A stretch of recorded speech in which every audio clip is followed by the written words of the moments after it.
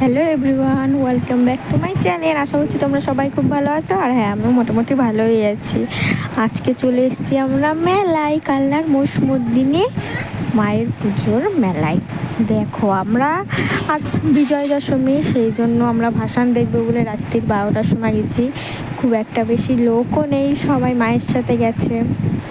দেখো, অনেক দোকানপাট বন্ধ হয়ে গেছে, আবার অনেক দোকানপাট খোলাও আছে। মেলাটা না অনেক বড়, দুটো পার্টে মেলা হয়।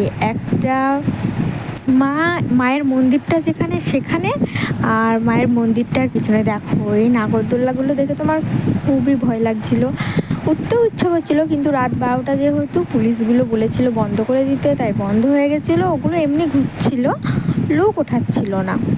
দেখো, তারপরে কিন্তু দেখো, আমি ধুমা পান খেতে গেছিলাম। সত্যি এই প্রথমবার, এর আগে আমি ফায়ার পান খেয়েছি, কিন্তু এই পানটা খাইনি। সত্যি খুব ভালো। প্রথম তো খুব ভয় পাচ্ছিলাম, তারপর আমার খুবই মজা লেগেছে। তারপরে দেখো, আমরা এখানে চলে আসলাম প্রাণের শহর কালনাতে। এখানে একটু এসে বসলাম, যেহেতু আমরা ভাসান দেখার জন্য গিয়েছিলাম। এখনো মা পুরো কালনা ঘুরে আসেনি এখানে, তাই এই প্রাণের শহরে একটু বসে সময় কাটিয়ে নিলাম আমরা সবাই।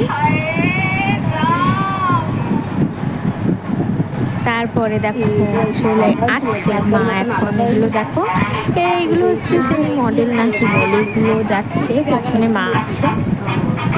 এগুলো দেখতে কিন্তু খুবই সুন্দর।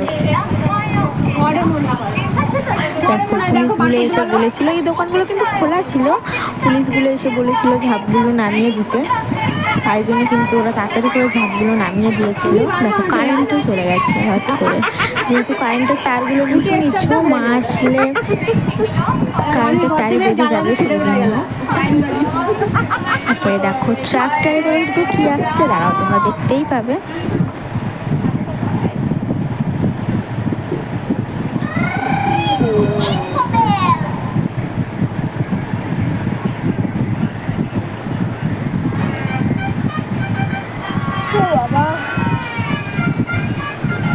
দেখো, এই ট্রাকটাই কিন্তু এসেছে পুতুল নাচ। আমার তো খুবই ভালো লাগলো পুতুল নাচটা দেখে। এর আগে দেখেছি, তবে অনেক বছর পর আবার দেখলাম, খুবই সুন্দর। আর দেখো, পুরোটাই অন্ধকার। তারপরে দেখো, মা আসছে।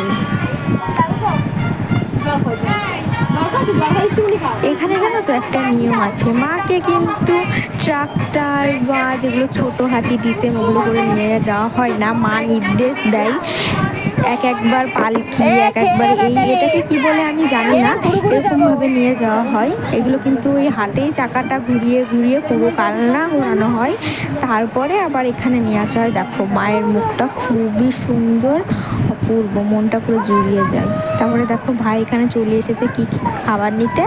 তারপরে কিন্তু আমরা একটু ভাসান দেখে এদিকে আইসক্রিমের দোকানে এসে, এত রাত্রি হয়ে গেছে, কিছু খেতেও ভালো লাগছিল না, তাই আইসক্রিম খেতে খেতে আমরা দেখো মেলার থেকে বেরিয়ে বাড়ির দিকে চলে আসলাম। দেখো, বাড়িতেও চলে এসেছি।